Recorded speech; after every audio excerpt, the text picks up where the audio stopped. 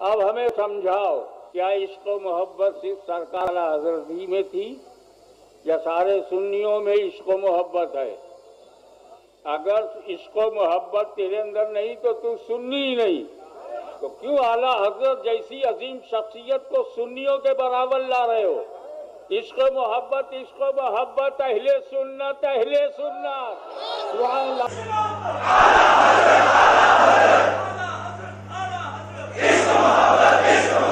اعلیٰ حضرت، اعلیٰ حضرت، عشق محبت، عشق محبت ہے میں نہیں، ہے میں نہیں۔ اعلیٰ حضرت فرماتے ہیں یہ کہتی ہے بلبل باغ جناں کے رضا کی طرح کوئی سحر بیان، اور نہیں ہند میں واصف شاہ خدا مجھے شوقی ہے طبع رضا کی۔ اما بعد فاعوذ باللہ من الشیطان الرجیم، بسم اللہ الرحمن الرحیم۔ اولئک کتب فی قلوبہم الایمان وأیدہم بروح منہ، صدق اللہ العظیم۔ اللہ رب محمد صلی علیہ وسلم، نحن عباد محمد صلی علیہ وسلم، صلاۃ و سلاما علیک یا رسول اللہ۔ آج ہم جس برگزیدہ ہستی کے ذکر کے لیے جمع ہوئے ہیں، وہ ایسی برگزیدہ ہستی ہے کہ جن کے ذکر کی مقبولیت میں ذرا برابر شک نہیں کیا جا سکتا۔ یقینی طور پر ان کا ذکر ہمارے گناہوں کا کفارہ اور ہماری اخروی نجات کا سبب ہے، اور ان کی محبت ہمارے لیے سرمایہ حیات۔ امام اہل سنت، مجدد دین و ملت، سراج الامت، چراغ معرفت، پروانہ شم رسالت، الشاہ امام احمد رضا رحمت اللہ علیہ ورضی اللہ تعالی عنہ، آپ 10 شوال المکرم 1272 ہجری بمطابق 14 جون 1856 عیسوی سرزمین ہندوستان کے مشہور صوبہ اتر پردیش کے ایک مشہور شہر بریلی میں ایک بہت ہی علمی، مذہبی، روحانی گھرانے میں پیدا ہوئے۔ آپ کے والد محترم کا اسم گرامی مفتی اعظم ہند، استاد الاساتذہ، جامع معقول و منقول حضرت مولانا نقی علی خان ہیں، جن کے یہ بیٹے ہیں ان کا اسم گرامی حضرت مولانا رضا علی خان ہے۔ ان کے والد کا اسم گرامی حافظ کاظم علی خان ہے، جن کے یہ لخت جگر ہیں ان کا اسم گرامی شہزادہ محمد اعظم خان ہے، اور ان کے والد کا اسم گرامی مجاہد اسلام، بہادر یار جنگ، سعادت یار خان ہے۔ اور جن کے یہ لخت جگر ہیں ان کا نام نامی اسم گرامی مجاہد اسلام خان سعید اللہ خان قندھاری رحمت اللہ تعالی علیہ۔ خان سعید اللہ خان قندھاری اعلی حضرت کے جد امجد، سرزمین افغانستان کے ایک مشہور علاقے قندھار سے تعلق رکھتے تھے۔ شاہان مغلیہ کی معیت میں اسلامی فتوحات کے سلسلے میں اور اسلامی جہاد کے سلسلے میں وہاں سے نقل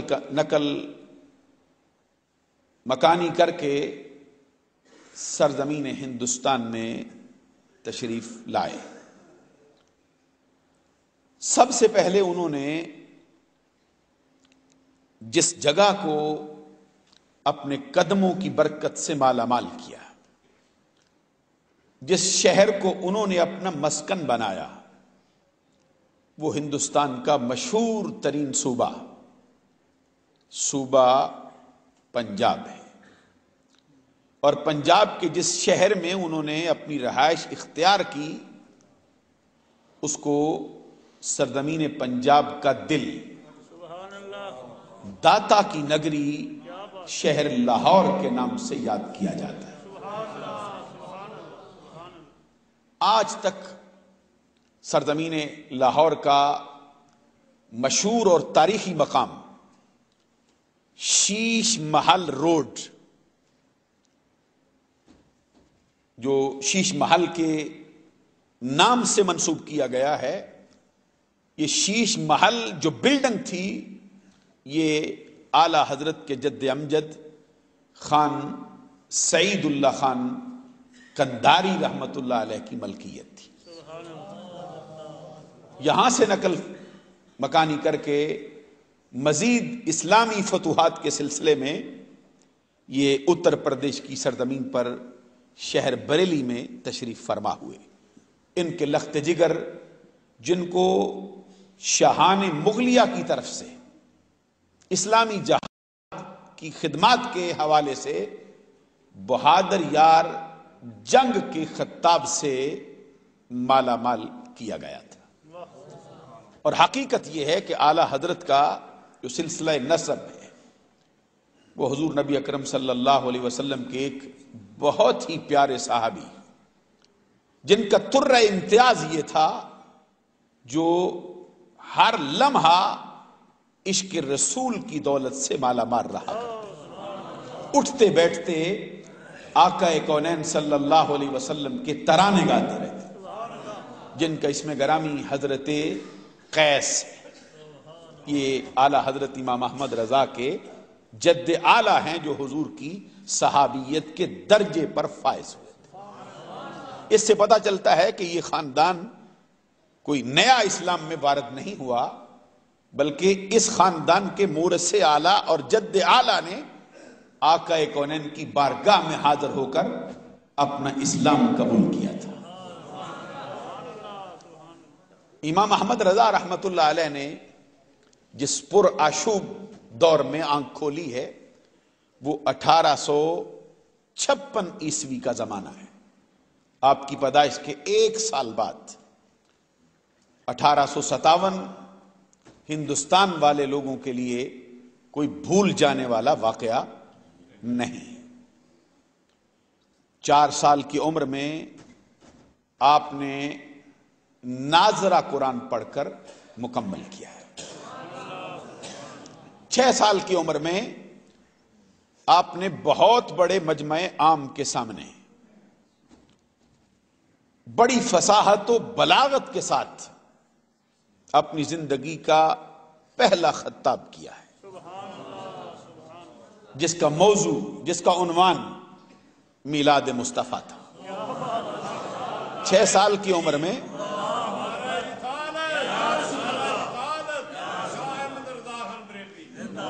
پتہ چلتا ہے کہ جس گھر کے اندر ان کی تعلیم و تربیت ہو رہی تھی وہ سارے کا سارا گھرانہ عشق رسالت سے مالا مال تھا، اور یہی وجہ ہے کہ انہوں نے اپنے پیدا ہونے والے اس بیٹے کا نام آپ کے والد محترم نے محمد رکھا تھا، نبی اکرم صلی اللہ علیہ وسلم کے نام سے برکت حاصل کرنے کی وجہ سے۔ اور اس کے پیچھے کیا واقعہ رونما تھا؟ مشہور حدیث ہے جس کو سیرت حلبیہ میں امام علی بن برہان الدین حلبی نے اپنی پہلی جلد میں 5 صحابہ کی مرویات سے نقل کیا ہے، جن میں سے حضرت ابو ہریرہ رضی اللہ تعالیٰ عنہ کے الفاظ ہیں۔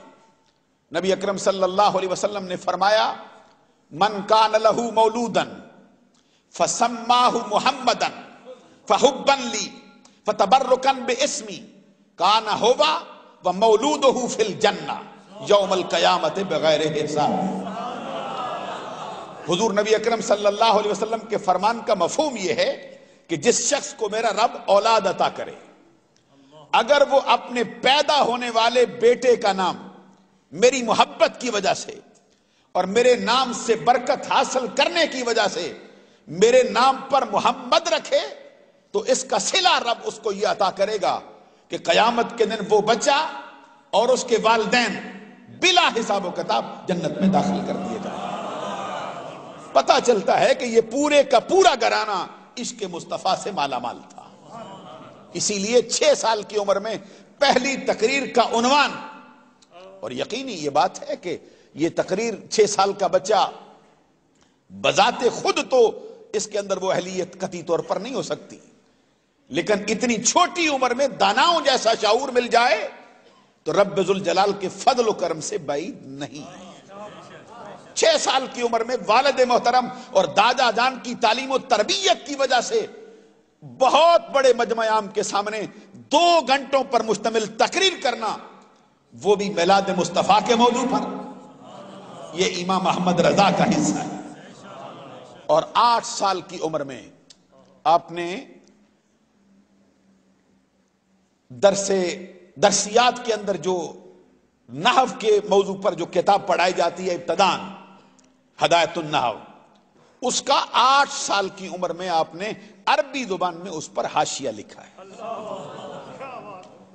جو لوگ ہدایت النحو پڑھتے ہیں یا پڑھ چکے ہیں یا پڑھاتے ہیں ان سے پوچھ لیجئے کہ کئی مقام اس پر ایسے بھی آتے ہیں کہ اساتذہ کو بھی بڑی دیر تک سوچنا پڑ جائے گا۔ تو 8 سال کی عمر میں امام احمد رضا رحمت اللہ علیہ نے اس پر عربی زبان میں حاشیہ رقم فرمایا، اور 13 سال 10 ماہ 5 دن کی عمر میں، توجہ ہے نا، 13 سال 10 ماہ 5 دن کی عمر میں آپ نے اپنے تمام مروجہ علوم درسیہ اسلامیہ نصابیہ سے مکمل طور پر فراغت حاصل کر لی تھی، اور 13 سال 10 ماہ 5 دن کی عمر میں آپ کے سر مبارک پر دستار فضیلت باندھی گئی اور آپ کے اساتذہ کی طرف سے آپ کو سند فراغت عطا کی گئی، اور خود آپ فرماتے ہیں کہ جس دن میرے سر پر دستار باندھی گئی ہے اسی دن میں نے بلوغت کے اندر قدم رکھا اور اسی دن مجھ پر نماز فرض ہوئی، اور اسی دن اپنی زندگی کا پہلا فتویٰ معرکۃ الآراء فتویٰ رضاعت کے موضوع پر امام احمد رضا رحمت اللہ علیہ نے رقم فرمایا ہے۔ سوال یہ تھا کہ اگر ناک کے راستے سے ایام شیر خارگی میں عورت کا دودھ بچے کے حلق میں چلا جائے، حرمت رضاعت لاتا ہے یا نہیں؟ حضور نبی اکرم صلی اللہ علیہ وسلم کی مشہور حدیث ہے نا، یحرم من الرضاعت ما یحرم من النسب، ہر وہ رشتہ جو نسب سے حرام ہوتا ہے وہ رضاعت سے بھی حرام ہوتا ہے۔ امام احمد رضا رحمت اللہ علیہ سے جو استفتاء طلب کیا گیا پہلا، اس کے جواب میں امام احمد رضا رحمت اللہ علیہ نے کئی حوالوں سے، کئی فقہی جزیات سے اور کئی کتابوں کے حوالے سے یہ ثابت کیا کہ ایام شیر خارگی میں کسی خاتون کا دودھ بچے کے حلق سے نیچے اتر جائے ہر صورت میں حرمت رضاعت ثابت ہو جاتی.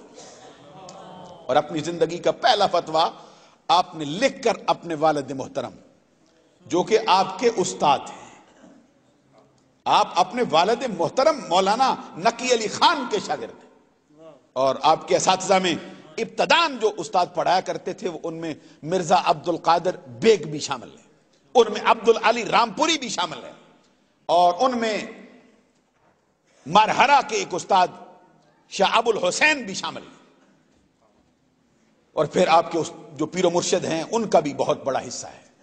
جب آپ نے اپنی زندگی کا پہلا فتویٰ لکھ کر اپنے استاد اور اپنے والد کی بارگاہ میں پیش کیا، وہ ایک نظر فتوے کو دیکھتے تھے اور ایک نظر اپنے ہونہار بیٹے کے چہرے پہ ڈالتے تھے.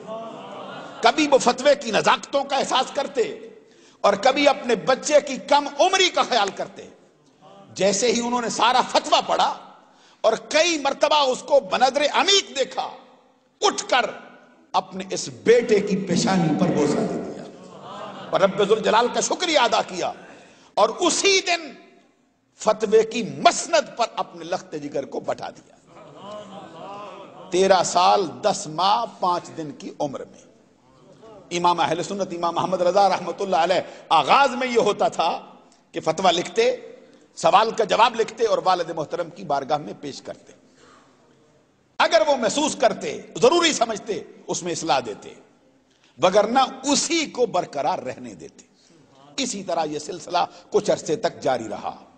ہندوستان کی سرزمین پر یہ جو فتوے کا ایک باب اس عظیم الشان گھرانے میں چل رہا تھا، کچھ عرصے تک امام محمد رضا اپنا ہر فتویٰ والد محترم کی خدمت میں پیش کرتے رہے.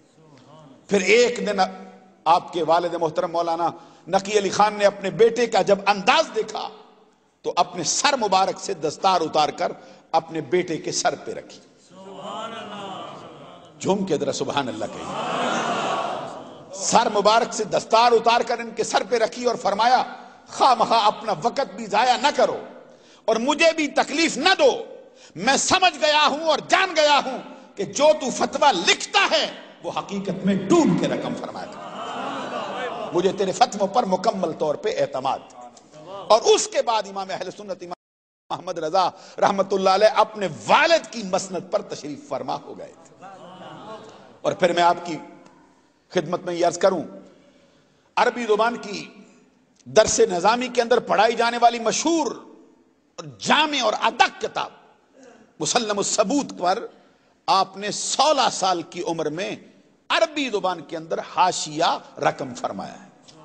اب جو مسلم الثبوت پڑھنے والے یا پڑھانے والے اساتذہ ہیں ان سے پوچھو اس کتاب کا حال کیا ہے. 16 سال کی عمر میں آپ نے اس پر حاشیہ لکھا ہے، اور قریب 22 سال کی عمر میں آپ اپنے والد محترم کی معیت میں اپنے پیر و مرشد شاہ آل رسول مار حروی رحمت اللہ علیہ کی بارگاہ میں بغرض بیعت حاضر ہوئے. تاریخ والوں کا بیان ہے کہ امام محمد رضا کے جانے سے پہلے ان کے پیر و مرشد اپنے شہر سے باہر نکل کر اس راستے پہ آ کے کھڑے ہو گئے تھے جو راستہ مارہرہ سے بریلی کی سرزمین پر جاتا ہے. ان کے مریضوں نے پوچھا، حضرت آپ کو کوئی کام بھی نہیں ہے، کسی بندے سے ملاقات کا معاملہ بھی نہیں ہے، تو یہاں پر کھڑے ہونے کا مقصد کیا ہے؟ اس کے جواب میں شاہ آل رسول مار حروی نے فرمایا، یہ راستہ جو بریلی کی سرزمین پر جاتا ہے، مجھے اس راستے سے ایک عاشق رسول کی خوشبو آ رہی ہے، میں اس کے استقبال کے لیے یہاں پہ آ کے کھڑا ہوتا ہوں.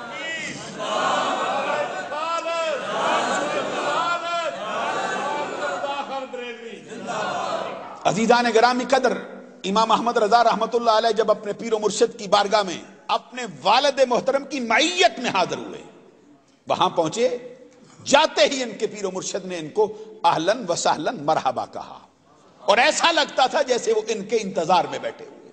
اور امام احمد رضا کے پہنچتے ہی فرمایا، احمد رضا مجھے بڑی دیر سے تیرا انتظار تھا.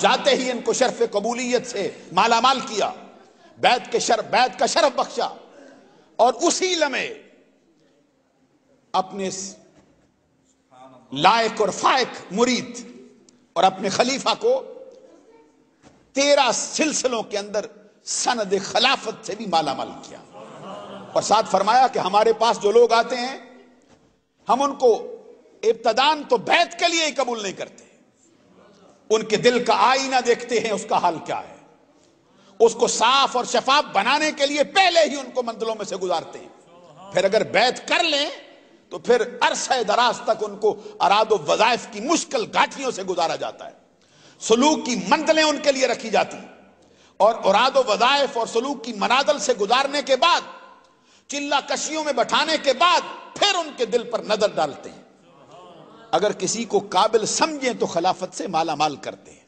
ورنہ اس کو پھر سلوک کی منزلوں میں لگا دیا جاتا ہے۔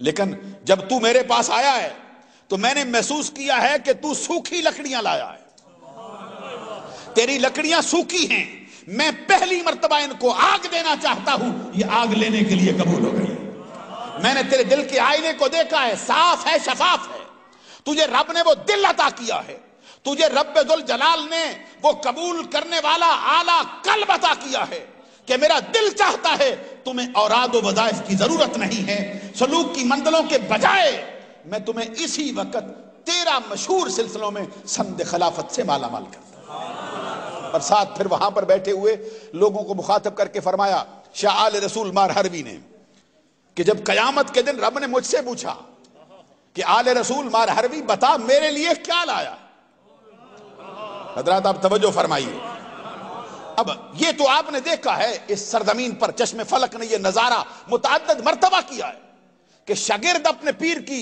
تعریف ہمیشہ کرتا ہے، استاد کی تعریف ہمیشہ شاگرد کرتا ہی رہتا ہے، مرید اپنے پیر کے ترانے گاتا ہے، فیض لینے والا فیض دینے والے کے ترانے گاتا ہی رہتا ہے، لیکن چشم فلک نے یہ نظارہ پہلے کبھی نہیں کیا کہ پیر ہو تو اپنے مرید کی بات کر رہا ہو، استاد ہو شاگرد کے ترانے گا رہا ہو۔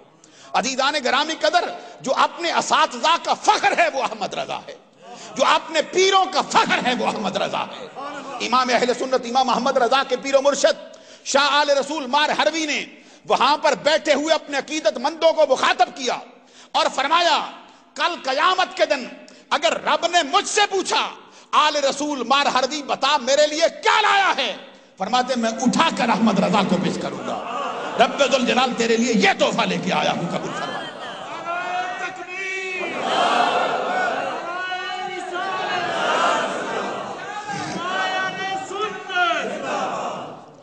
اور امام اہل سنت امام احمد رضا رحمت اللہ علیہ اس سے اگلے برس 23 سال کی عمر میں اپنے والد محترم کی معیت میں ہی پہلی مرتبہ حجاج مقدس کی حاضری کے لیے حاضر ہوئے، روزہ رسول کی حاضری کے لیے اور حج بیت اللہ کے لیے۔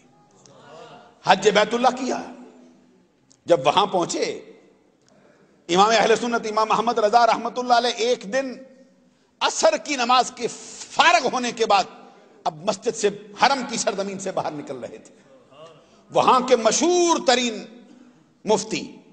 مفتی شافعیہ حضرت مفتی حسین بن صالح وہ مسجد میں داخل ہو رہے تھے، امام اہل سنت امام احمد رضا کے چہرے پر ان کی نظر پڑ گئی، اب دیکھتے ہیں تو احمد رضا کو دیکھتے ہی رہ جاتے، اس پیشانی پر تو فرشتوں کا تقدس برستا ہوا دکھائی دے رہا، اس پیشانی کی پاکیزگی کا، اس چہرے کی خوبصورتی کا حال تو یہ ہے کہ احمد رضا دامن نہ چھوڑے، عرش اعلیٰ کے فرشتے وضو کرنے زمین پر آ جائے۔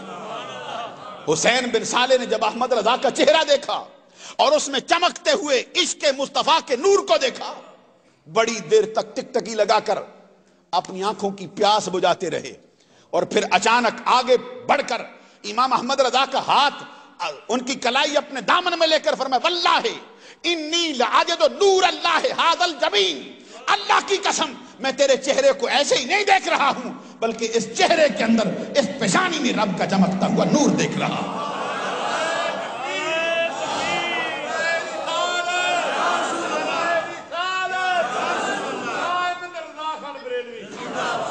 عزیزان گرامی قدر، امام احمد رضا رحمت اللہ علیہ کی اسی طرح وہاں پہ ایسا لگتا ہے جیسے ان کے آنے کی خبر باد نسیم نے گھر گھر میں پہنچا دی تھی، ہر کوئی امام احمد رضا کے لیے اپنی آنکھیں نہیں اپنا دل بچا کے بیٹھا ہوا دکھائی دے رہا تھا. اور سرزمین حجاز مقدس اور بیت اللہ اور حرم کی سرزمین پر امام احمد رضا کو ہاتھوں ہاتھ لیا جا رہا تھا. یہاں تک کہ جب آپ حرم شریف کے طواف سے فارغ ہوئے, حج بیت اللہ ہو گیا, اب الوداعی طواف کرنے لگے, تو پھر الوداعی طواف کرتے کرتے اچانک بیت اللہ شریف کے سامنے کھڑے ہو گئے اور مخاطب کیا, اور اپنی زندگی کی وہ مشہور نعتیہ نظم امام احمد رضا نے فی البدی کہی. اور کیا کہا؟ حاجیو آؤ. پتا چلتا ہے یہ اکیلے نہیں جاتے, تنہا نہیں جاتے ہیں, اپنے چاہنے والوں کو بھی ساتھ لے کے چلا کرتے ہیں. ان کا پیغام صرف اپنی ذات کے لیے نہیں ہوتا, جو اپنے لیے چاہتے ہیں اپنے بھائیوں کے لیے بھی وہی چاہا کرتے ہیں. امام احمد رضا رحمت اللہ علیہ نے پھر وہاں کھڑے کھڑے پڑھا, حاجیو آؤ شہنشاہ کا روضہ دیکھو. ارے کعبہ تو دیکھ چکے, آؤ اب کعبے کا بھی کعبہ دیکھو. آب زمزم تو پیا اور خوب بجھائیں پیاسیں, آؤ اب ساقی کوثر کا بھی دریا دیکھو. آؤ اب ساقی کوثر کا بھی دریا دیکھو. عزیزان گرامی قدر, امام احمد رضا جھوم جھوم کر وہ پڑھتے رہے, اور اسی حالت میں, اسی تراوت میں, اسی لطافت میں امام احمد رضا رحمت اللہ علیہ روضہ رسول کی حاضری کے لیے چل پڑے. اور پھر خود جب کہہ چکے تو پھر کعبے کی طرف سے پھر اپنی زبان سے دوسرا جملہ کہہ دیا, غور سے سن اے رضا کعبہ سے آتی ہے صدا. کیا کیا کیا آشنائی ہے, دل کی آشنائی کا حال کیا ہے, اور ان کے کشف کی کیفیت کا حال کیا ہے. امام احمد رضا رحمت اللہ علیہ فرماتے صرف میں نہیں کہتا, ارے یہ صدایں تو کعبے سے بھی آ رہی ہیں. غور سے سن رضا, کعبے سے آتی ہے صدا, میری آنکھوں سے میرے پیارے کا روضہ دیکھو. عزیزان گرامی قدر,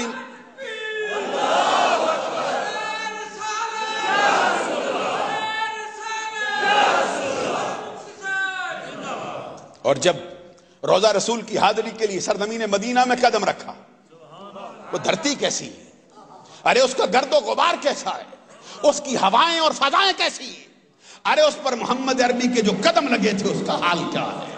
ارے اسی دھرتی پر کسی نے امام مالک کو چلتے دیکھا ہو تو خبر ہو کہ سرزمین مدینہ میں جانے کا انداز کیا ہوتا ہے. کسی نے عبد الرحمن جامی کو جاتے دیکھا ہو تو خبر ہو, کسی نے احمد رفائی کو جاتے دیکھا ہو تو خبر ہو. عزیزان گرامی قدر, آج ایک سرکار کا اور عاشق صادق جو اپنی زندگی میں نئی تاریخ رقم کر کے جا رہا ہے, جس نے کبھی زندگی میں شریعت کا دامن نہیں چھوڑا, جس کو شریعت کا ہمیشہ پاس رہا ہے, آج وہ احمد رضا جا رہا ہے. اور جب روضہ رسول پہ جاتے ہیں تو دل میں وہی امنگ ہے جو عاشق کے لیے کسی عاشق کے دل میں ہوا کرتی ہے. ایک امنگ ہے, ایک آرزو ہے, ایک خواہش ہے, ایک تمنا ہے, ایک طلب ہے, ایک تڑپ ہے, جس کو لے کر امام احمد رضا چلے کہ آج میری قسمت کا ستارہ چمکے, آج میرے مقدر کا ستارہ اوج ثریا پہ پہنچے, آج میں اوج ثریا پر کمند ڈالوں, کاش مصطفیٰ میرے خوابوں میں جلوہ فرما ہو جائیں. لیکن ادھر بھی دیکھنا چاہتے ہیں کہ یہ آزمائش کی بٹیوں میں سے جب عشق و ایمان کا سونا نکھرتا ہے تو پھر اس کا حال کیا ہوا کرتا ہے. امام احمد رضا رحمت اللہ علیہ نے ایک دن بھی انتظار کیا, دوسرے دن بھی انتظار کیا, جب 2 دن 2 راتیں اسی طرح بیت گئیں, نہ خواب میں مصطفیٰ کا دیدار ہوا, نہ کوئی اور اشارہ ہوا.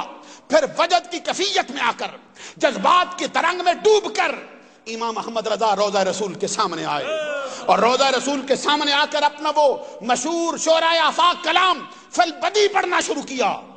وہ سوئے لالا زار پھرتے ہیں, وہ سوئے لالا زار پھرتے ہیں, تیرے دن میں بہار پھرتے ہیں, تجھ سے جو یار پھرتے ہیں یوں ہی در بدر خار پھرتے ہیں.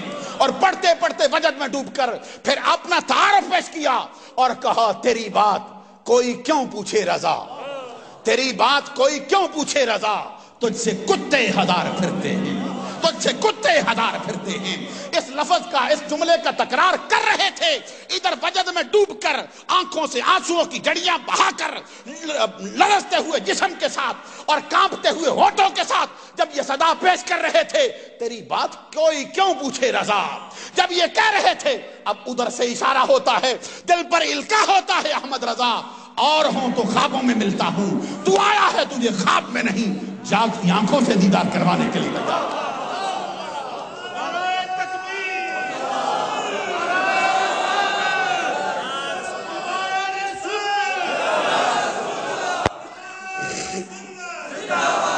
عزیزان گرامی قدر، جب ہم امام احمد رضا امام اہل سنت کی زندگی کا جائزہ لیتے تو پوری زندگی کا مطالعہ کرنے والے بلا اختیار بولنے لگ جاتے ہیں، اور کہتے کیا ہیں؟ ان کی زندگی کا حال یہ ہے کہ یا تو فرائض بندگی کے لیے خدا خانے میں جاتے ہیں، یا پھر جذبہ عشق کی تپش بڑھ جاتی ہے تو دیار حبیب کا سفر کرتے ہیں۔ اس کے علاوہ ان کے شب و روز اور شام و سحر کا ایک ایک لمحہ دینی مہمات میں اس درجہ مصروف ہے کہ نگاہ اٹھا کر بھی دیکھنے کی انہیں مہلت نہیں ملتی۔ ہزار انداز دل ربائی پر کبھی بھی خیال غیر کو باریابی کی اجازت نہیں مل سکی۔ ان کے حریم دل پر ہر وقت عشق بے نیاز کا پہرا کھڑا رہا، اور لوہے کرتاس سے گزر کر ان کے علم و دانش کا چراغ پھر کشور دل کے شبستانوں میں جلتا رہا۔ عشق و ایمان کی روح ان کے وجود کی رگ رگ میں اس طرح رچ بس گئی تھی کہ وہ اپنے محبوب کے شوکت جمال کے لیے ہر وقت بے چین رہتے۔ ان کے دل کا دھواں کبھی بند نہ ہوتا، ان کے جگر کی آگ کبھی نہ بجھتی، اور نقش و نگارے جانا کے لیے ان کے قلم دان کی روشنائی کبھی نہ سوکھتی۔ پلکوں کا قطرہ دلکنے نہیں پاتا، آنسوؤں کا نیا طوفان امٹنے لگتا ہے۔ وہ اپنے محبوب کے وفاداروں پر اس درجہ مہربان ہے کہ قدموں کے نیچے دل بچا کر بھی اپنے اہتمام شوق کی تشنگی محسوس کرتا ہے۔ اور جہاں وہ اہل ایمان کے لیے لالا کے جگر کی ٹھنڈک تھے، وہیں اہل کفر کی بغاوت کے حق میں غیظ و جلال کا دہکتا ہوا ایک انگارہ تھے۔ وہ اپنے محبوب کے دشمنوں کے خلاف جب قلم کی تلوار لے کر اٹھتے تو انگلیوں کی ایک ایک جنبش پر تڑپتی ہوئی لاشوں کا انبار لگا جایا کرتے تھے۔ باطل کے جگر میں ان کے نشتر کا ڈالا ہوا شگاف زندگی کی آخری ہچکیوں تک نہیں، وہ باطل کے جگر میں ان کے نشتر کا ڈالا ہوا شگاف قیامت تک کبھی بھی مندمل نہیں ہو سکتا۔ ان دشنام ترازوں سے دوستی کا پیمان باندھنا تو بڑے دور کی بات ہے۔ امام احمد رضا تو ان سے ہنس کر بات کرنا بھی اپنے نمو سے اس کی توہین سمجھتا ہے، آنکھ ملانا بھی اپنے نمو سے اس کی توہین سمجھتا ہے، اور بارگاہ رب العزت اور شان رسالت میں ان کا ذوق احترام و ادب اس درجہ لطیف تھا۔ توجہ ہے نا؟ بارگاہ رب العزت اور شان رسالت میں ان کا ذوق احترام و ادب اس درجہ لطیف تھا کہ متکلم کے قصد و نیت سے قطع نظر وہ الفاظ کی نوک پلک پر بھی شرعی تعدیرات کے پہرے بٹھاتے۔ ہوائے نفس کی دبیز گرد کے نیچے چھپ جانے والی شارع حق کو انہوں نے اس درجہ خوش اسلوبی کے ساتھ واضح کر دیا کہ اب اہل عرفان کی دنیا بیک زبان انہیں مجدد کہہ رہے ہیں۔ ان کے فکر و نظر کی اصابت، ان کے علم فن کا تبحر، ذرا میرے ساتھ چلتے چلے آنا، ان کے فکر و نظر کی اصابت، ان کے علم فن کا تبحر، ان کے فضل و کمال کی انفرادیت، ان کے شریعت تقوی کا التزام، ان کے مجدد شرف کی برتری، ان کے تجدید و ارشاد کا منصب امامت اور دین و سنت کے فروغ کے لیے ان کے دل کا عشق و اخلاص پورے عرب و عجم نے تسلیم کر لیا ہے۔ اس میں شک نہیں وہ اپنے زمانے کا بہت بڑا سخنور تھا، لیکن دنیا کی ارباب ریاست بارہا اس کی اس آرزو میں اس کی چوکھٹ پر آ کے سر ٹکراتے رہے۔ احمد رضا کچھ ہماری شان میں بھی لکھو۔ جب بھی مطالبہ ہوا احمد رضا نے قلم پکڑا، اپنے آقا کی شان میں لکھنا شروع کر دیا، اور لکھتے رہے اور آخر میں کیا کہا؟ کروں مدح اہل دول رضا، کروں مدح اہل دول رضا، پڑے اس بلا میں میری بلا، میں گدا ہوں اپنے کریم کا، میرا دین پارائے نہ نہیں۔ وہ امام احمد رضا جو اپنے دامن کے اندر اپنی ذات میں ہمہ جہد شخصیت کا مالک تھا۔ امام احمد رضا کسی ایک فرد کا نام نہیں ہے، خدا کی قسم وہ ایسی ہستی ہے جو اپنی ذات میں انجمن کی حیثیت رکھا کرتا تھا۔ وہ تقدیس رسالت کی اعلیٰ تحریک کا نام ہے۔ امام احمد رضا اہل اسلام کے زندہ ضمیر کا نام ہے۔ امام احمد رضا آج کے عشاقان مصطفیٰ کے چہرے پر جھومنے والے جھومر کا نام ہے۔ امام احمد رضا رب ذوالجلال کے اس برگزیدہ بندے کا نام ہے جس نے اپنے عشق کی دنیا بھی قائم رکھی ہے اور عاشقوں کو بھی لٹنے سے روک لیا ہے۔ عزیزان گرامی قدر، امام احمد رضا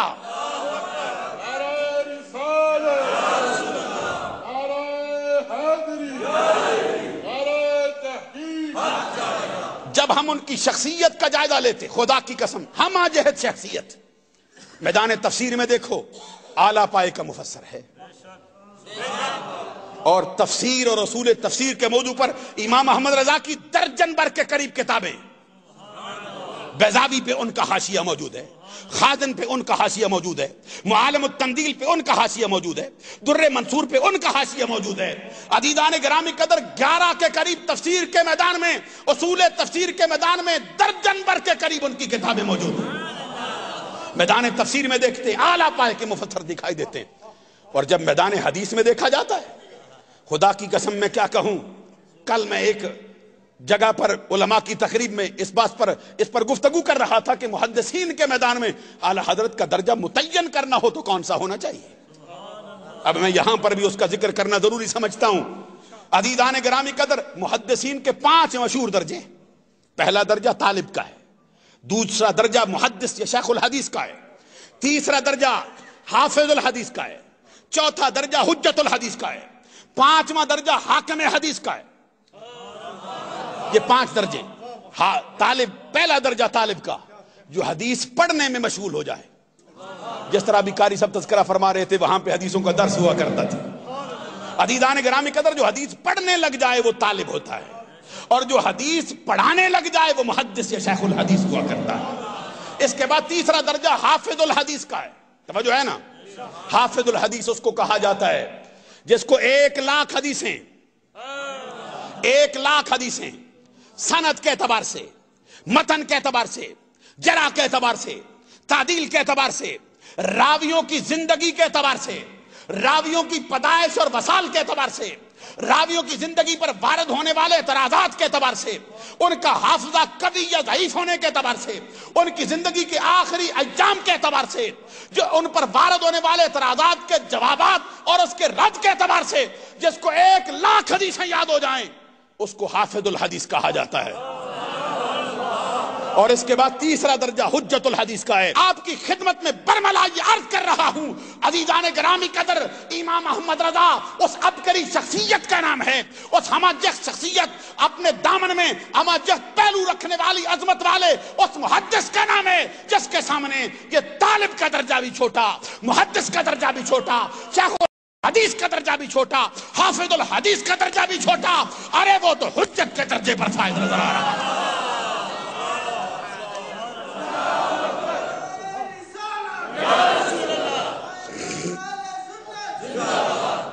اور وہ اپنے زمانے کا محدث اعظم دکھائی دے رہا ہے۔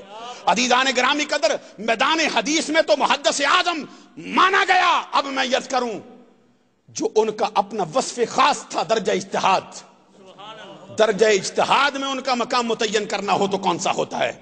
عزیزان گرامی قدر، یہ صرف میں نہیں کہہ رہا، اس وقت علماء جو روئے زمین پر ہیں اور اس سے پہلے یہ جو ان کے بعد جتنے ان کے ہم اثر ہوئے، ان کے بعد آنے والے سب کا یہ کہنا ہے، یہ مجتہدین کے جو 7 درجے ہیں مشہور، پہلا درجہ سب سے اعلیٰ درجہ مجتہد فی الشرع کا ہے، دوسرا درجہ مجتہد فی المذہب کا ہے، تیسرا درجہ مجتہد فی المسائل کا ہے، چوتھا درجہ اصحاب تخریج کا ہے، 5واں درجہ اصحاب ترجیح کا ہے، اور 6واں درجہ ممیزین کا ہے، اور 7واں درجہ محض مقلدوں کا ہے، مقلد محض کا درجہ ہے۔ آئیے عزیزان گرامی قدر، میں آپ کی خدمت میں عرض کروں، جب ہم امام احمد رضا کی زندگی کا جائزہ لیتے ہیں، انہوں نے جس موضوعات پر قلم اٹھایا، جن فتووں پر اپنا تبع آزمائی کی ہے، ہمیں تو جتنے مجتہدین کے درجے ہیں، صرف اوپر والا درجہ چھوڑ کر جس میں فقط ائمہ 4 آتے ہیں، جس میں امام اعظم ابو حنیفہ، جس میں امام محمد بن ادریس شافعی، جن میں امام مالک بن انس امام دار الحجرہ، جن میں امام احمد بن حنبل، ان 4 کا مقام آتا ہے۔ مجتہد فی الشرع کے بعد جو محدثین، جو ائمہ مجتہدین کے 6 درجے ہیں، ان 6 درجوں کی ایک ایک جھلک احمد رضا میں ضرور پائی جاتی ہے۔ اور اگر ان کا کوئی مقام متعین کرنا چاہے اور اس پر دلائل کے انبار لگانا چاہے تو میں عرض کروں گا، اوپر والے 2 درجے چھوڑ کر یہ تیسرا درجہ جو مجتہد فی المسائل کا ہے، امام احمد رضا مجتہدین کی صف میں جو مجتہد فی المسائل ہیں، ان کی صف میں ایسا دکھائی دیتا ہے جیسے ستاروں کے چرمٹ میں 14ویں کا چاند چمکتا ہوا دکھائی دے رہا۔ عزیزان گرامی قدر، امام احمد رضا کی زندگی کا کبھی جائزہ لو. میں یاد کر رہا تھا میدان تفسیر میں اعلیٰ درجہ ہے، میدان حدیث میں محدث اعظم کہلاتے ہیں، اور جہاں تک میدان تفسیر کا تعلق ہے، اب خازن کو پڑھے بغیر علماء اپنے میدان تفسیر میں کلام نہیں کرتے، بیضاوی کو پڑھے بغیر عامہ تفسیر کلام نہیں کرتے. آج کل کے بڑے بڑے اساتذہ سے پوچھو، درسیات میں کتابیں جو پڑھائی جاتی ہیں اور اس کے ساتھ ساتھ یہ بیضاوی ان میں مرکزی کتاب میدان تفسیر میں. جب مفتی اعظم ہند آپ کے لخت جگر مصطفیٰ رضا خان نے سوال کیا قاضی بیضاوی اور خازن کے بارے میں آپ کا کیا نظریہ ہے، قربان جاؤں میں امام محمد رضا تیرے مقام پر. امام محمد رضا رحمت اللہ علیہ نے فرماتے قاضی بیضاوی اور خازن ائمہ تفسیر میں سے نہیں ہے. وہ امام محمد رضا جو قاضی بیضاوی اور خازن کو بھی ائمہ تفسیر نہ مانتا ہو، خود اس کا اپنا مقام مکان میں تفسیر میں کیا ہوگا. یہ امام محمد رضا رحمت اللہ علیہ کی ذات والا صفات. خدا کی قسم کبھی منطق و فلسفہ والے بھی امام محمد رضا کو پڑھیں. مشہور تعریف جو علم کی ہے، الصورۃ الحاصلۃ من الشیء عند العقل، یہ منطق کی مشہور تعریف ہے. امام محمد رضا نے اس کا رد کیا ہے. توجہ نہیں فرمائی آپ نے. عزیزان گرامی قدر، امام محمد رضا رحمت اللہ علیہ نے اس میدان کے اندر بھی منطق اور فلسفہ پر بھی اپنی یادگار کے طور پر درجن کے قریب کتابیں چھوڑی ہیں، لیکن یہ اس فلسفے کا اور اس نظریے کا اور اس منطق کا رد کیا امام محمد رضا نے. اور یہ جو منطقیوں نے کہا، یہ جو انہوں نے کہا عقل والوں نے کہ انسان کی تعریف کیا ہے، حیوان ناطق، کبھی کوئی ذی شعور اس پر امام محمد رضا کا رد پڑے. اس مختصر سی محفل میں آپ کے سامنے رکھ نہیں سکتا کہ بولنے والا حیوان ہے انسان. اس پر اعلیٰ حضرت نے جو کلام کیا ہے، خدا کی قسم کوئی دشمن بندہ اعلیٰ حضرت کا پڑ جائے اس مقام کو، اس کی آنکھیں کھل جائیں کہ یہ ہے وہ شخص جس پر علم کا انکار رب ذوالجلال کی بارگاہ سے ہوا ہے. اس کو علم لدنی رب نے عطا کیا ہوا ہے، وہ امام احمد رضا کی ذات.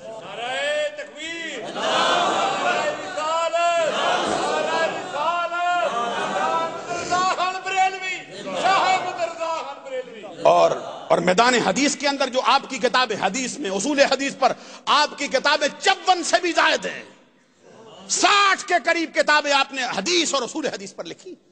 بخاری پہ آپ کا حاشیہ موجود ہے، مسلم پہ آپ کا حاشیہ ہے، ترمذی پہ آپ کا حاشیہ ہے، نسائی پہ آپ کا حاشیہ موجود ہے، اور ابن ماجہ پہ آپ کا حاشیہ موجود ہے، اور مسند امام احمد بن حنبل پر حاشیہ موجود ہے، مسند امام اعظم پر حاشیہ موجود ہے، دلائل النبوت امام بہقی پر ہے، دلائل النبوت امام ابو نعیم پر ہے، موطا امام محمد پر ہے، موطا امام مالک پر آپ کا حاشیہ ہے. 60 کے قریب کتابیں حدیث اور اصول حدیث پر آپ نے نقل فرمائی.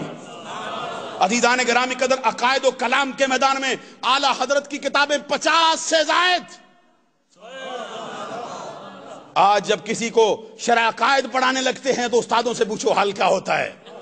شرح عقائد آپ کے سامنے. یہی تو وجہ ہے کہ امام محمد رضا رحمت اللہ علیہ نے جو اپنا قرآن کا ترجمہ لکھا ہے، اس کے اندر بھی کسی ایک لمحے پر بھی عقائد کا میدان ہاتھ سے جانے نہیں دیا ہے. میں آنے والی گفتگو میں یہ عرض کرتا چلوں درمیان میں ہی، امام محمد رضا رحمت اللہ علیہ کا ترجمہ قرآن جس کو آپ آسانی سے سمجھ سکتے ہیں، جس کی ہر بندے کو ضرورت پڑ سکتی ہے، وہ تمام تراجم میں اچھوتا انداز رکھتا ہے. اور ایسا ترجمہ قرآن ہے، صرف ہم عقیدت کی بنا پر نہیں کہتے، بلکہ یہ میدان ہے تعرف الاشیاء بازدادھا، چیزیں اپنی ضد سے پہچانی جاتی ہیں. امام احمد رضا رحمت اللہ علیہ سے پہلے بھی ترجمے اردو قرآن میں لکھے گئے، اردو زبان کے اندر لکھے گئے ترجمہ قرآن، جس میں شاہ ولی اللہ محدث دہلوی کا ترجمہ پہلے فارسی زبان میں، ان کے 2 بیٹوں کا ترجمہ، شاہ عبد القادر کا، شاہ رفیع الدین کا، یہ ترجمہ پرانی اردو کے اندر ہے. آج کل کی اردو پڑھنے والا بندہ، اردو محلہ کا جو طالب علم ہے، اس کے لیے وہ زبان سمجھنا شاید ممکن نہ ہو. اس کے بعد ترجمے پھر لکھے گئے، سید احمد کا ترجمہ ہے، یہ محمود الحسن دیوبندی کا ترجمہ ہے، مولانا اشرف علی تھانوی حکیم الامت دیوبند کا ترجمہ ہے، عبد الماجد دریاباندی جو بڑا اردو کا ادیب، عریب اور رائٹر مانا جاتا ہے، اس کا ترجمہ ہے، مرزا صاحب کا ترجمہ ہے، ڈپٹی نذیر کا ترجمہ ہے، فتح محمد جلندری کا ترجمہ ہے. سارے ترجمے اٹھا کے دیکھو اور پھر اسی مقام سے احمد رضا کو دیکھو، اور حقیقت حال روز روشن کی طرح جہاں ہو جائے گی. آئیے میں نمونے کے طور پر چند ایک ترجمے کے نمونے رکھتا ہوں. اور اس لیے میں جان بوجھ کر نام نہیں لیتا کہ یہ کس نے لکھا ہے، اس کے کسی ہستی کو اس پر اعتراض نہ ہو، کوئی بندہ یہ نہ کہے کہ بھئی یہ بات اخلاق سے گری ہوئی کر دیے۔ قرآن مجید کی مشہور آیت کریمہ سورہ فتح کی، اِنَّا فَتَحْنَا لَكَ فَتْحًا مُبِينًا لِيَغْفِرَ لَكَ اللَّهُ مَا تَقَدَّمَ مِن ذَنبِكَ وَمَا تَأَخَّرَ۔ اردو ادب کا مشہور رائٹر جب اس کا ترجمہ کرتا ہے تو کیا کہتا ہے؟ اے نبی ہم نے تیرے لیے کھلی فتح کو کھول دیا اور تیری خطائیں جو تو نے پہلے کی۔ آپ نے غور نہیں فرمایا ہے، یہ تو سر پٹکنے کی جگہ ہے۔ اے نبی ہم نے تیرے لیے کھلی فتح کو کھول دیا اور تیری خطائیں جو تو نے پہلے کی وہ بھی بخشیں، اور تیری وہ خطائیں جو تو بعد میں کرے گا وہ بھی بخشیں گے۔ بھئی نبی خطا کار ہے، اور صرف یہ نہیں کہ ماضی میں خطائیں کی ہیں، قرآن اترنے کے بعد بھی خطا ہونا ممکن رہ گیا ہے، معاذ اللہ ثم معاذ۔ اور جب کہا کہ چلو ان کو چھوڑو کسی اور سے پوچھ لیتے ہیں، ادھر سے آواز آتی کہتے ہیں اے نبی ہم نے تیرے لیے کھولا اور تیرے گناہ جو تو نے پہلے کیے وہ بھی بخشے، اور تیرے وہ گناہ جو تو بعد میں کرے گا وہ بھی بخشے۔ کیسی فتح مکہ کی خوشخبری۔ حضرات میرے ساتھ چلیے نا ذرا، میں آپ کو کیسے سمجھاؤں یہ بات کیا ہے، آپ تک کیسے منتقل کروں میں یہ کیا عرض کر رہا۔ عزیزان گرامی قدر توجہ رکھنا، اب کوئی نبی کو گناہگار کہہ رہا ہے، کوئی نبی کو خطا کار ٹھہرا رہا ہے، کوئی نبی پر گناہ کا الزام لگاتا ہے، کوئی نبی پر خطا کار ہونا کہہ رہا ہے، کوئی ماضی کے گناہوں کی بات کرتا ہے، کوئی موجودہ گناہوں کی بات کرتا ہے، کوئی آنے والے زمانے کے گناہوں کی بات کرتا ہے۔ حالانکہ اہل سنت کی عقائد کی جو 8 کتابیں ان کے پڑھ کے دیکھو، اہل سنت کا اجماعی نظریہ، فقہ اکبر ہو، چاہے شرح فقہ اکبر ہو، چاہے مواقف ہو، چاہے شرح مواقف ہو، چاہے نبراس ہو، چاہے شرح عقائد ہو، چاہے تمہید ابو شکور سالمی ہو، چاہے خیالی ملا عبدالحکیم سیالکوٹی کی ہو، چاہے تمہید ابو شکور سالمی کی ہو، چاہے ملا علی قاری بولتا ہو، چاہے علامہ عبدالعزیز پرہاروی بولتا ہو، چاہے شرح مواقف والا میر سید شریف جرجانی کہتا ہو، سب کا اجماعی نظریہ ہے نبیوں کے بارے میں۔ کیا ہے؟ ان الانبیاء کلہم معصومون عن الخطاء عن الصغیرۃ والکبیرۃ من قبل النبوۃ وبعد النبوۃ۔ اللہ کے سارے نبی گناہوں سے پاک ہوتے ہیں۔ جھوم کے نظریے کا اظہار کر دو تم، اللہ کے سارے نبی گناہوں سے پاک ہیں، چھوٹے گناہوں سے بھی پاک، بڑے گناہوں سے بھی پاک، اعلان نبوت سے پہلے بھی پاک، اعلان نبوت کے بعد بھی پاک۔ اور ایسے وقت میں پتا چلتا ہے کہ جب انہوں نے ترجمہ کیا ہے اہل سنت کا نظریہ ان کے سامنے نہیں تھا۔ میں کیسے سمجھاؤں آپ کو حضرات یہ بات۔ عزیزان گرامی قدر، ایسے وقت میں جب کوئی اور ترجمہ نہیں کرتا تھا سیدھا، پھر کون بولتا ہے؟ بریلی کا تاجدار بول رہا ہے، عشق رسالت کا امام بول رہا ہے، اور پھر اندھی عقیدت میں ڈوب کر نہیں، محبت اور الفت کے سمندر میں غرق ہو کر نہیں، بلکہ بالغ نظری سے کلام کرتے ہیں۔ اور آپ فرماتے ہیں یہ نہ سمجھنا کہ یہ جو لیغفر لک اللہ ہو، جو لام سے تم نے دھوکہ کھایا ہے کہ عربی زبان میں لام کا ایک ہی معنی ہوتا ہے۔ ارے لام 5 معنوں کے لیے استعمال ہوتا ہے عربی زبان میں، کبھی اختصاص کے لیے آتا ہے، کبھی علت کے لیے آتا ہے، کبھی زائدہ بنایا جاتا ہے کلام کو حسن دینے کے لیے، کبھی اس کے قسم کے لیے لایا جاتا ہے، اور کہا گیا ہے فارسی میں لام بہرے اختصاص ہو، عاقبت، علت، قسم، زائدہ، ان رام مراد بعد قول ہے بیریا۔ امام احمد رضا فرماتے ہیں یہاں پہ لام کا وہ معنی نہیں جو تو نے سمجھا ہے، ہم بتاتے ہیں وہ کیا ہے۔ تو پھر امام احمد رضا کے قلم سے جو ترجمہ نکلتا ہے کیا فرماتے ہیں؟ اے نبی ہم نے تجھ پر روشن فتح کو کھولا، اور تیرے سبب سے تیری امت کے پہلے گناہ بھی بخشے، بعد والے بھی بخشتے رہیں گے۔ یہاں پر تیرے گناہوں کی بات نہیں، تیری امت کے گناہوں کی بات ہے۔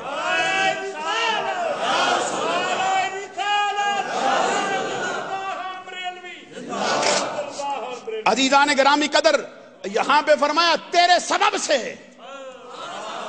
اور پڑھ لو قرآن مجید کی آیت کریمہ، رب کہتے والا سوف یوتیک ربک فترضی، اے محبوب ان قریب تجھے اتنا عطا کریں، اتنا عطا کریں گے کہ تو اپنے رب سے راضی ہو جائے گا، راضی ہو جائے گا۔ قیامت کا دن ہوگا، تجھے تیری امت کی مغفرت و بخشش دیتے جائیں گے، دیتے جائیں گے۔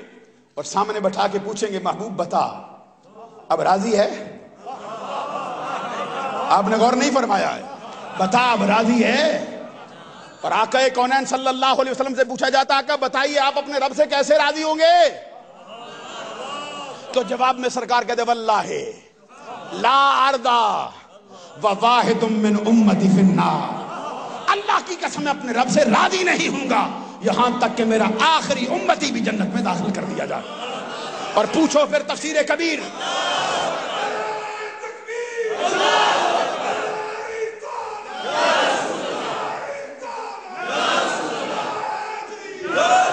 اور پوچھئے امام راضی سے، فخر الدین راضی سے، مفسروں کا امام، اپنی کتاب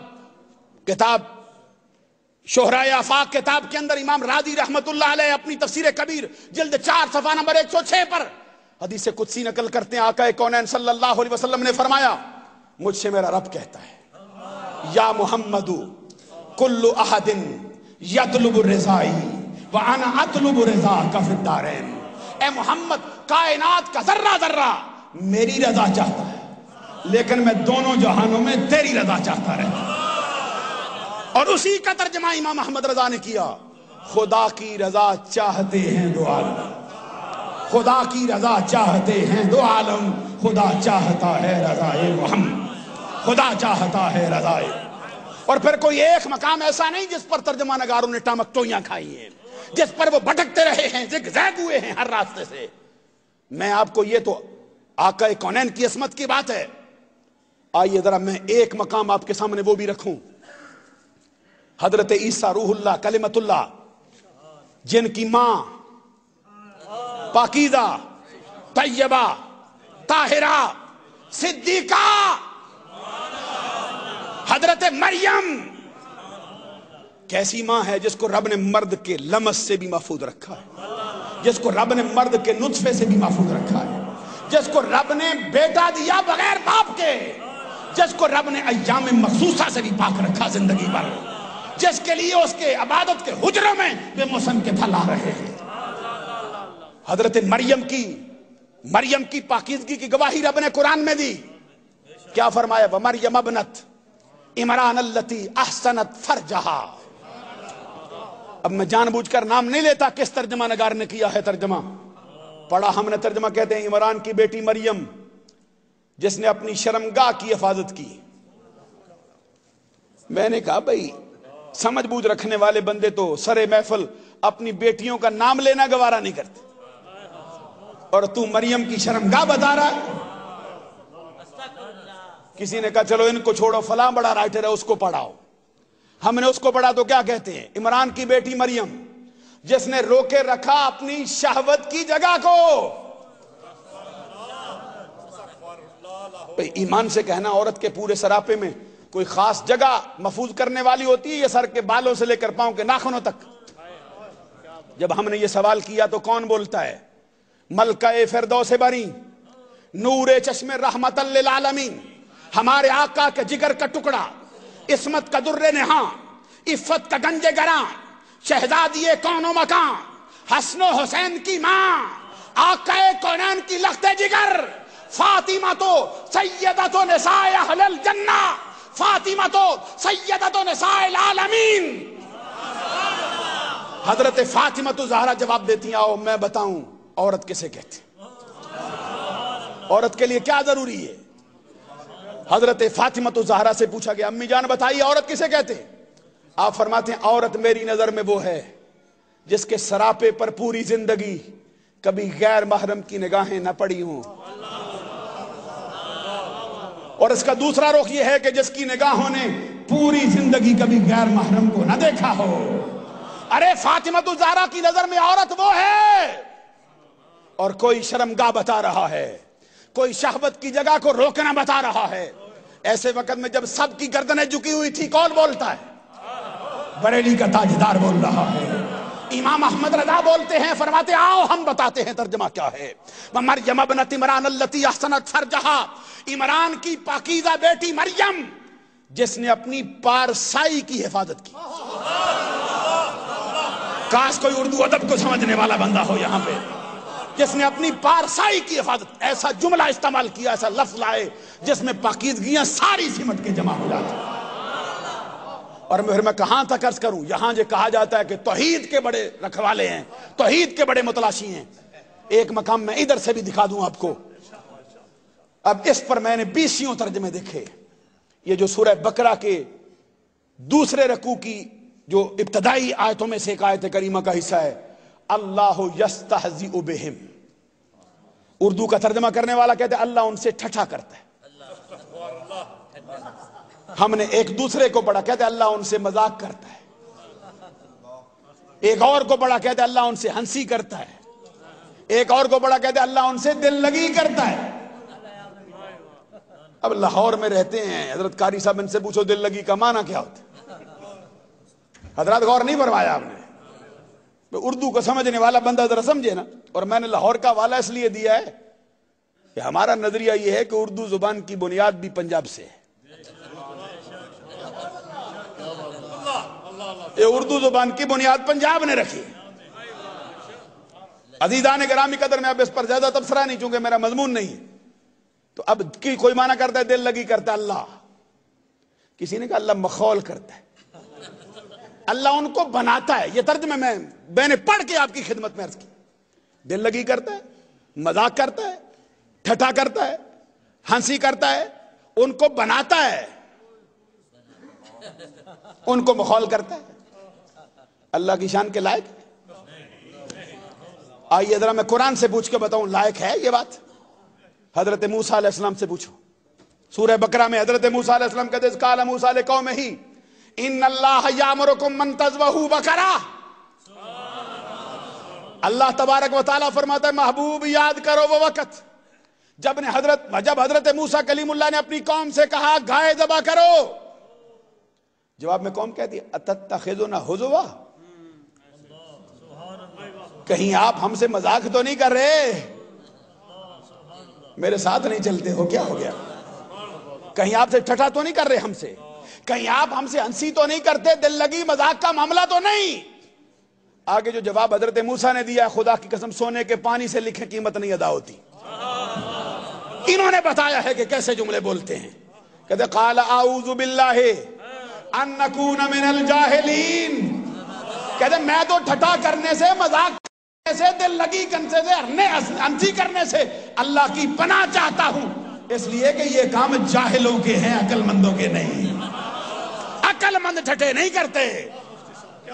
اب حضرت موسیٰ کہتے ہیں جاہلوں کا کام ہے ٹھٹھا کرنا. تو جنہوں نے کہا بھائی رب ٹھٹھا کرتا ہے، ذرا سورہ حجرات سے رب کا اپنا کلام بھی پوچھ لے. اللہ تبارک و تعالیٰ فرماتا ہے یا ایھا الذین آمنوا لا یسخر قوم من قوم عسیٰ. کوئی قوم کسی دوسری قوم سے ٹھٹھا نہ کرے.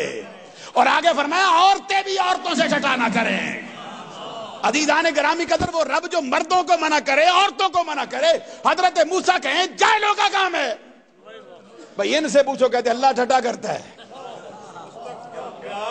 پھر توحید کے دائی وہ ہیں کہ احمد رضا ہے. آؤ پھر عزیزان گرامی قدر،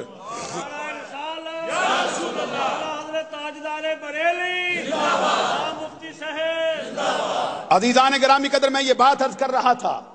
اب آئیے ذرا ایک اور مقام بھی آپ کے سامنے رکھو. ایمان سے کہنا آپ لوگوں میں بڑے بڑے کمزور عقیدے والے بندے بھی ہو سکتے ہیں. ذرا توجہ فرمائیے نا میری طرف. بڑے بڑے کمزور نظریے والے بندے بھی ہو سکتے ہیں. ذرا سا بخار آ جائے تو بڑے شکوے کی زبان جاری ہو جاتی ہے. تکلیف آ جائے، غربت کا سامنا ہو جائے، کبھی مرغے جدا نہ ہو تو پھر اور باتیں نکالنا شروع کر دیتے. لیکن ہم آپ سے پوچھتے ہیں، کسی ایک بندے سے، کسی کا یہ نظریہ ہو سکتا ہے کہ اللہ ہمارے اوپر کنٹرول نہیں کر سکتا، اللہ ہم پر قابو نہیں پا سکتا، اللہ ہم پر قدرت نہیں رکھتا؟ چلو تم تو نبی کا کلمہ پڑھتے ہو، سرکار کی غلامی کا پٹا اپنے گلے میں ڈالا ہوا، تمہارے سینے میں تو مدینے والی سرکار کی محبت ہے، تم کیسے کہہ سکتے ہو؟ ہم یہ سوال یہودیوں سے کر لیتے ہیں. یہودی کا بھی نظریہ یہ نہیں کہ اللہ ہم پر قابو نہیں پا سکتا. چلو عیسائی سے پوچھ لیتے ہیں، اس کا بھی یہ نظریہ نہیں کہ اللہ ہم پر کنٹرول نہیں کر سکتا. چلو وہ تو آسمان سے اترنے والی کتابوں کا ماننے والا اہل کتاب ہے. کسی ہندو سے پوچھ لیتے ہیں. اور بولو تو صحیح نظر وہ کسی سکھ سے پوچھ لیتے ہیں، وہ کسی آج کل کے دنیا دار سے پوچھ لے جس کو دین کا پتہ ہی نہیں، بھئی رب قابو پا سکتا ہے یا نہیں؟ تو اب پڑھ ان کا ترجمہ پھر حضرت یونس علیہ السلام کا تذکرہ کیا نا، تو پھر ان کے سارے ترجمہ نگاروں نے کہا وَظَنُّونَ إِذْ ذَهَبَ مُغَاضِبًا فَظَنَّ أَن لَّن نَّقْدِرَ فَنَادَىٰ فِي الظُّلُمَاتِ أَن لَّا إِلَٰهَ إِلَّا أَنتَ سُبْحَانَكَ إِنِّي كُنتُ مِنَ الظَّالِمِينَ۔ ان کے ترجمہ نگاروں کا ترجمہ کیا ہے؟ کہتے اس مچھلی والے نے جب وہ چلا غصے میں بھرا، اپنے دل میں گمان کیا کہ ہم اس پر قابو نہیں پا سکتے،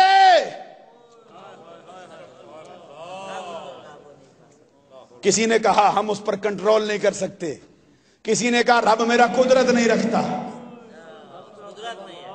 کوئی کہے کہ رب کو قدرت نہیں نبی کی زبان سے، رب قابو نہیں پا سکتا نبی کی زبان سے، رب کنٹرول نہیں کر سکتا نبی کی زبان سے۔ نقدر کا معنی کسی نے قدرت کر دیا ہے، کسی نے کنٹرول، کسی نے قبضہ، کسی نے قابو۔ ایسے وقت میں پھر تمہارا امام بولتا ہے اور فرماتے کیا ہے بھائی نقدر کا معنی ہر جگہ پر تنگی نہیں ہوتا، ہر جگہ پر قدرت نہیں ہوتا۔